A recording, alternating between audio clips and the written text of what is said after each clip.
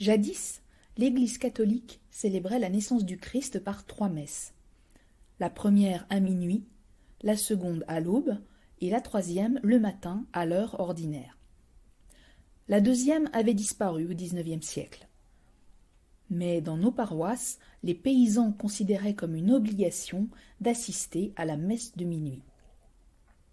L'attente de cette cérémonie était pour la famille, à laquelle se joignaient des amis et des voisins, l'occasion d'une réunion où les souvenirs du passé qu'on évoquait se mêlaient à des histoires de revenants, de fantômes et de dames blanches que les enfants écoutaient en frissonnant de terreur. D'énormes bûches se consumaient dans la cheminée. La ménagère affairée, après avoir préparé une pâte appétissante, confectionnait une lourde pâtisserie campagnarde, paix de nonne et crotte d'âne qu'on servirait tout à l'heure au réveillon. Au premier tintement de la cloche, les enfants à moitié endormis se secouaient, les vieux allumaient les lanternes, les femmes ravivaient la braise de leurs chaufferettes, et dans la nuit noire, souvent par la pluie ou la neige, chacun se dirigeait vers l'église, dont les vitraux laissaient filtrer une pâle et douce lumière. Au retour, grande liesse, on réveillonnait. Les fagots et les bûches projetaient dans l'âtre de longues flammes éclairantes.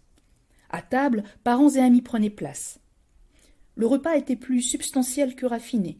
On mangeait surtout de la charcuterie, des andouilles, du pâté de foie, du fromage de cochon, des marrons grillés, puis l'épée de nonne et les crottes d'âne. Le souper se terminait par des chansons, en tournant des crêpes abondamment arrosées par du cidre bouché ou du couillotin de Limay. Accablés de fatigue, les enfants finissaient par se mettre au lit, non sans avoir aligné leurs sabots dans un coin, sous le manteau de la cheminée.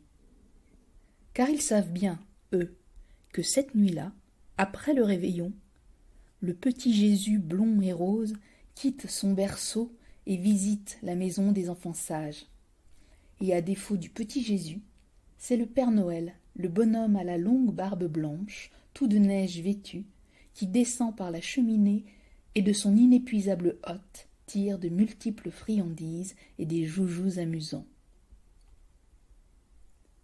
Des jouets, il n'y en avait guère qu'à la ville.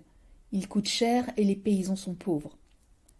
Un poupard de carton pour les filles, des soldats de bois ou des animaux de ferme grossièrement taillés pour les garçons, des objets utiles, bas tricotés ou chaussons de laine, des fruits du verger gardés pour la circonstance, des sucreries provenant de l'épicerie du village, parfois des verges pour les enfants désobéissants.